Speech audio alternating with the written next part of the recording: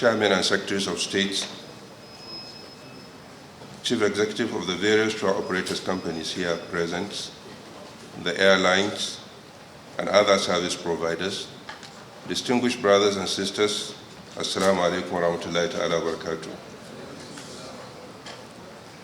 I feel highly delighted to welcome you all to the 2017 Stakeholders Conference and the 10 years anniversary of the establishment of the National Hajj Commission of Nigeria.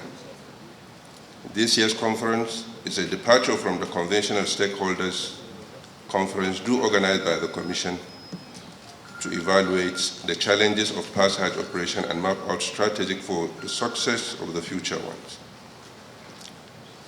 It is a unique conference because the Commission has embarked on assessment of its journey so far within the last 10 years of its existence, with the view of reviewing the general challenges and focusing to propel improvement in Hajj management and efficiency in service delivery to the pilgrims.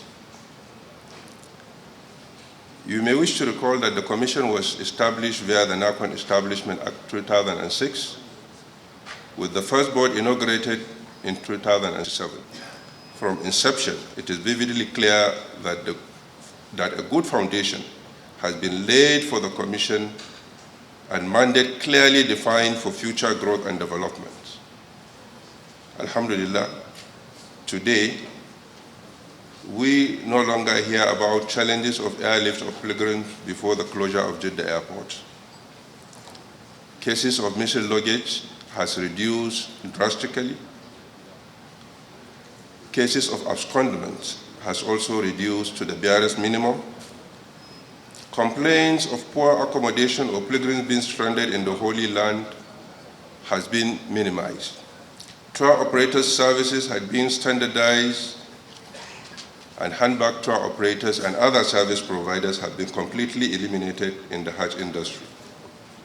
This has greatly sanitized the Hajj and Umrah activities in Nigeria. This glory of the decade really deserves review and critical analysis so as to fashion way out for future activities of the Commission. It is in view of the above that the founding fathers of the acts that established the Commission, particularly our elder brother, Dr. Usman Bugaji, and Professor Jibril Aminu, with whom we are still expecting at this conference, other senior Hajj management officers, past leaders of the Commission, former board members, veteran Hajj administrators, aviation agencies, relevant government agencies, and all service providers and stakeholders in the Hajj business were invited to partake in the conference. That will review the performance of the Commission and develop greater vision for another decade to come. Let me use this opportunity to brief this gathering on the reform policies introduced by the Commission in areas of accommodation, feeding, medical services, airlift of pilgrims, luggage management, as well as policy guidelines on other operational activities of the Commission, which include licensing of states, pre-qualification of service providers, and licensing of the private tour operators. And also the desire of the Commission to ensure that 25% of the total workforce of Hajj officials from Nigeria will dedicate their Hajj to monitor and ensure welfare of the pilgrims in the Holy Land without performing Hajj. The Commission, through the reforms, had been able to eliminate illicit social media propaganda. An attempt to drag the good image of the Commission in the mood will be sustained because it's no longer business as usual. It is pertinent at this point to raise the issue of the cost of Hajj, which has generated a lot of concern for the general public and a lot of social media propaganda by unenlightened members of the society. The total component that make up Hajj fare, 98% is dollar related. Last year, the exchange rate approved for Hajj transaction was 197. And this year, the exchange rate is 305. From the exchange rate alone, it's very clear that for each dollar pilgrim paid last year, he is paying an extra 105 naira this year. You translate by the total dollar requirement of the pilgrims, naturally the Hajj package will go up. The Commission has, with the consultation of states, tried to reduce even the cost of air ticket that has been consistent in the last 5 to 7 years. The cost of air ticket has been reduced from 1,750 to 1,700 and 1,650 and 1,600 depending on the departure centers. But all these reduction in the areas of cost of air ticket, cost of accommodation, has been usurped by the increase in foreign exchange. It is obvious that we have not erred or derailed from our focus, neither have we defaulted or shortchanged or failed to meet up the expectation of the Muslim Ummah. The confidence of our government and the trust of Almighty Allah, that is what we look up to. And I am sure that we are on the right track, and we shall not relent in our effort to deliver on the mandate entrusted on us. I would like to remind us that even though a lot of progress was recorded from inception of the Commission, certainly it wasn't without some challenges within the last 10 years.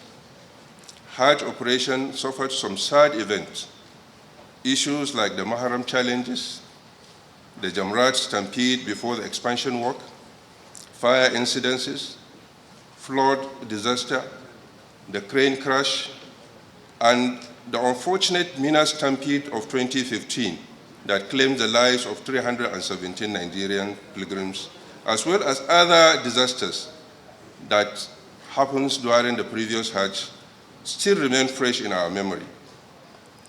And we pray that Allah subhanahu wa ta'ala grant the departed souls Jannatul Firdaus. At this juncture, I would like to update you, Your Eminence, distinguished personalities, on some major activities before the Commission for your information.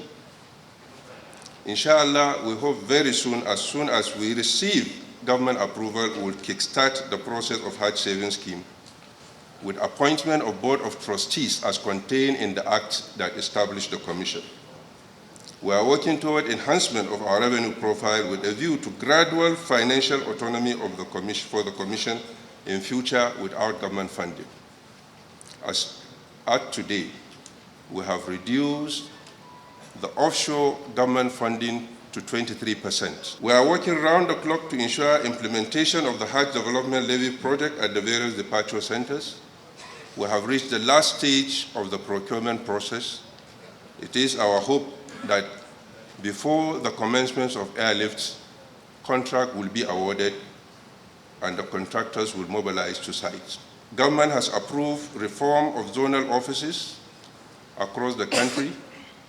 Our zonal offices will now be reduced to 5 to cater for the zonal activities in the various departure centers. We are working with other sister government agencies toward establishing a Hajj training institute where our expert and learned scholars will come and help in capacity building in areas of Hajj and Umrah management, as well as establishment of a standard library that will serve as a reference center for future research and students who may want to conduct some studies in Hajj management. We have deployed e-online registration from this year with the support of our brothers from Punjab in Pakistan. I'm also pleased to inform this gathering that just last week, the Federal Executive Council approved the purchase of Metro Plaza, which is located in Memalari Central Business District area, for the Commission to serve at its corporate headquarters.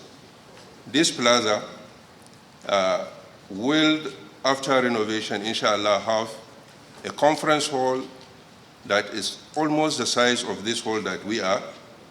It will have the training institute.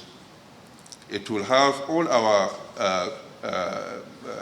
office, it will take care of all our office needs, and we will use the other annexes for rentage to generate more revenue. I would like to seize this opportunity to most sincerely thank our immediate past chairman, the current Minister of FCT, for his wonderful role in the success of this transaction.